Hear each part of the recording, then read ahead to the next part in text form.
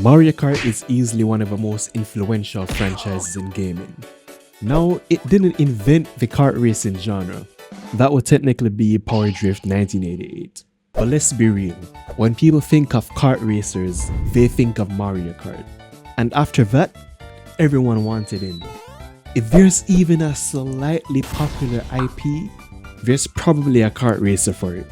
It seemed like everyone just wanted to make some quick cash by taking the Mario Kart formula and slapping their IP onto it. Sonic? Of course. Ben 10? I mean, why not? But Emoji Kart Racer? Yeah, a game for your phone emojis.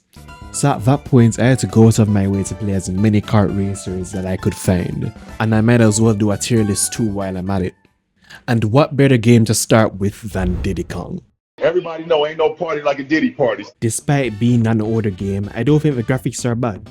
I haven't played much of Mario Kart 64, but it gives me a similar impression.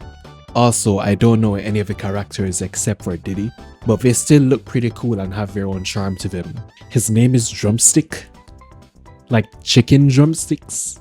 For some reason, despite being one of the older games that I've played, it feels incredibly crisp and responsive. I can't say the same for some of the games later down. One thing I think is pretty cool is that you're not only driving, but you also have a hovercraft and you can fly too. I wish I had this game as a kid. I feel like I would have had a blast. I really liked Ben 10 as a kid.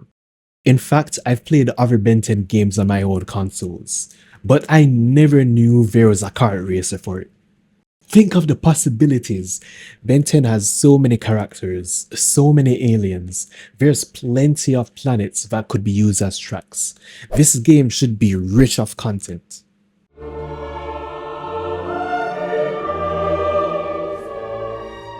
You should be able to fill a roster of like 30 characters easily. And you're telling me Gwen isn't even in the game? Do you think Nintendo would release a Mario Kart game and not include Princess Peach? Just for context, I picked this game up on my PS Vita, and quite frankly, it looks and runs like poop. Driving the karts feel like cardboard gliding on ice.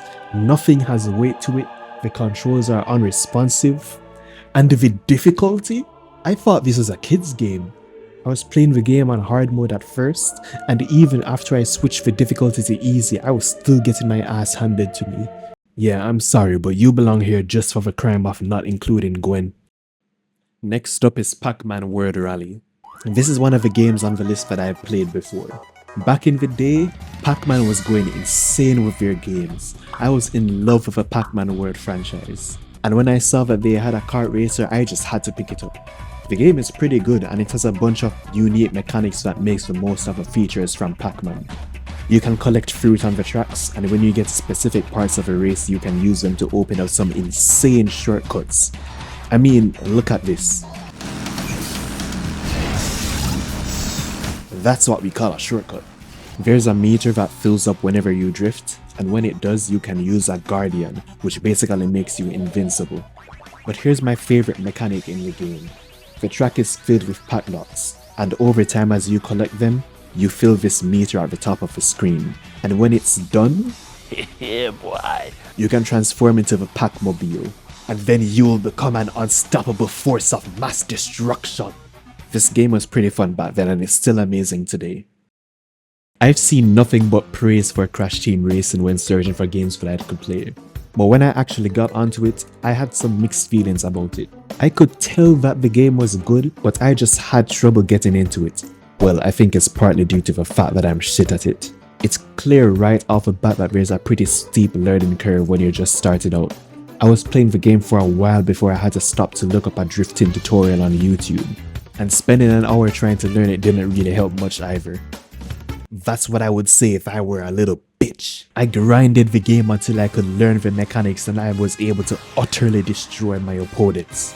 It doesn't matter what items they throw at me if I'm miles ahead of them in the race.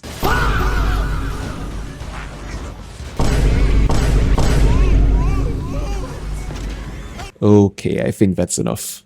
Fun fact, I have never played a Sonic game before, so it's kind of weird that my first one is going to be a kart racing game. But here we are with Sonic and All-Stars Racing transformed. For reference, I'm playing this on the PS Vita, and for the graphics at the time, it looks pretty decent. Each level is designed based on past Sega games, so it's cool racing through the tracks unseen. It gets the name transformed in the title because throughout each race, the track changes and your vehicle transforms so it can actually use the track. Except whenever it's time to actually transform, the frame rate chooses to go on a vacation. The FPS dips are a shame because the game and environments are pretty good and it's being held back. I'll put it here, but it would probably be higher if I played it on another platform with better performance. Since we did one Sonic game, I guess it's time to go to the next one. Wait, this thing is an intro song?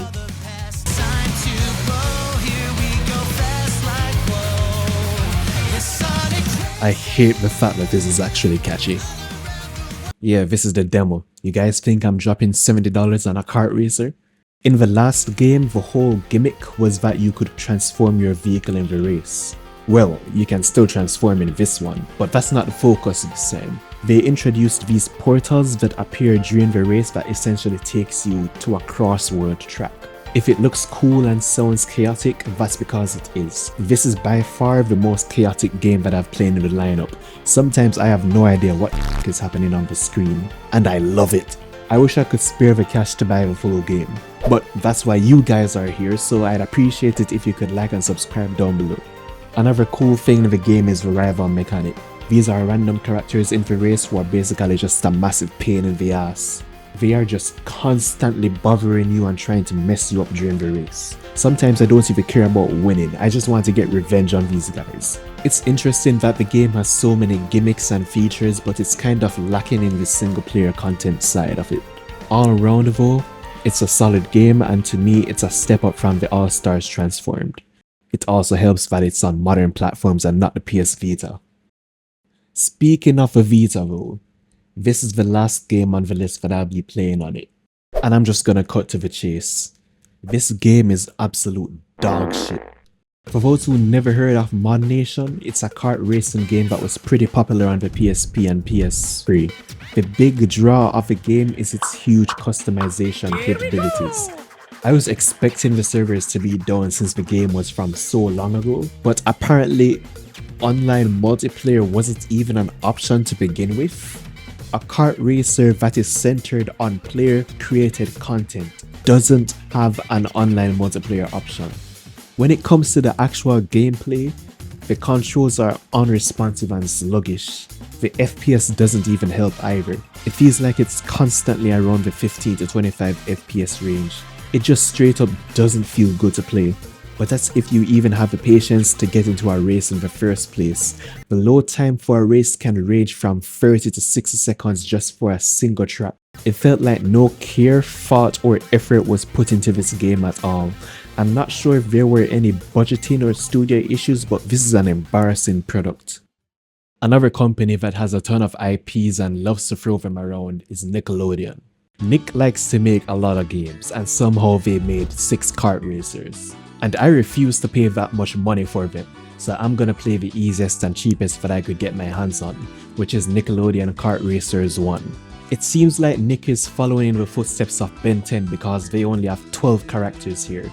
A third of them are Ninja Turtles, and I refuse to believe that kids these days know what Hey Arnold is. It's sad that this is the best that they could come up with and they have so much content to use. The gameplay is just okay. I mean, there's nothing to even talk about. If I did have a complaint, it would be about the constant slime on the track and the green covering the screen. I was never into the whole Nickelodeon green slime stuff and I thought it was weird. There isn't any voice acting either. They couldn't even grab a couple of existing voice lines from the shows. If I were Nick, I would have added Dan Schneider as a character.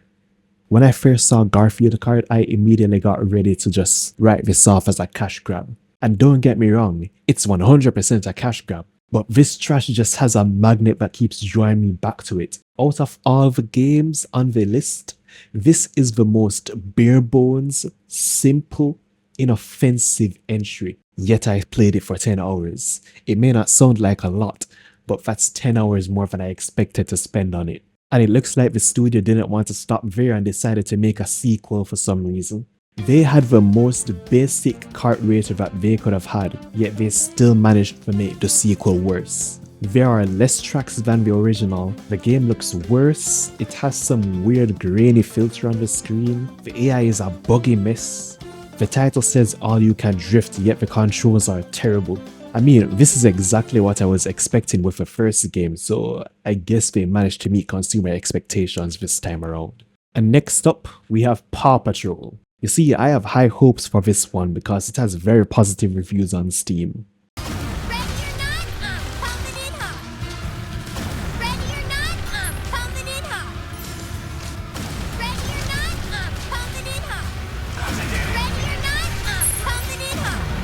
Okay, I think I've had enough.